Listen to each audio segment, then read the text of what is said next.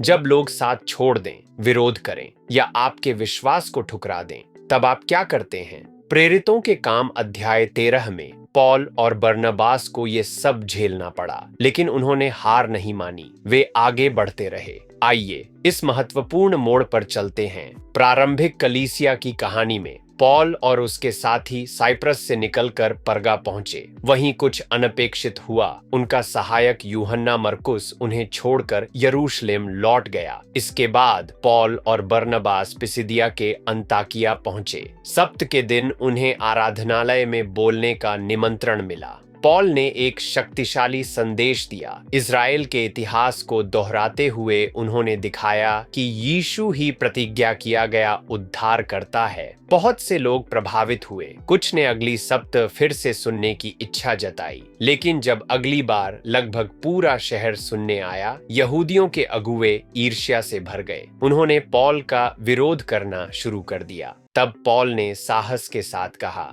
जब तुम इसे अस्वीकार करते हो तो अब हम अन्य जातियों की ओर मुड़ते हैं। अन्य जातियों ने यह बात सुनकर बहुत आनंद किया और विश्वास किया, परंतु विरोध और उत्पीड़न भी बढ़ गया। पॉल और बरनबास को वहां से निकाल दिया गया। वे अपने पैरों की धूल झाड़कर वहां से चले गए, परंतु आत्मा और आनंद से भरे हुए। हम इस कहानी से क्या सीख सकते हैं? पहला, अस्वीकृति अक्सर मार्गदर्शन बन जाती है। जब यहूदियों ने इनकार किया, तब पॉल ने अन्य जातियों की ओर रुख किया। कई बार हमारे जीवन में ना परमेश्वर की ओर से एक हाँ का संकेत होता है। क्या आपने कभी किसी अस्वीकृति के बाद एक बेहतर रास्ता पाया है?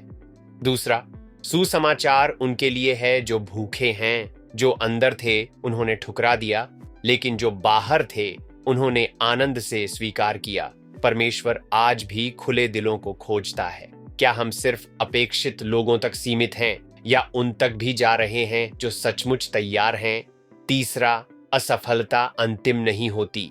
यूहन्ना मरकुस ने मिशन बीच में छोड़ दिया और बाद में इसी बात पर पॉल और बरनबास में विवाद हुआ, लेकिन कहानी वहीं खत्म नहीं हुई। कुछ वर्षों बाद पॉल लिखते हैं, मरकुस मेरी सेवा के लिए उपयोगी है, और यही मरकुस बाद में मरकुस रचित सुसमाचार लिखता है। क्या आपने कभी जल्दी हार मान ली थी? परमेश्वर की कृपा आपकी अगली अध्याय को फिर से लिख सकती है। प्रार्थना, प्रभु, जब अस्वीकृति या असफलता का सामना हो तो मुझे हार मानने न देना। पॉल जैसा साहस और मरकुस जैसी कृपा मुझे दे। मुझे वहां भेज जहां लोग तैयार हैं और मुझे अपने आत्मा से भर दे। आमीन। मित्रों, जब लोग ना कहें तो समझिए कि आपकी कहानी अभी खत्म नहीं हुई है।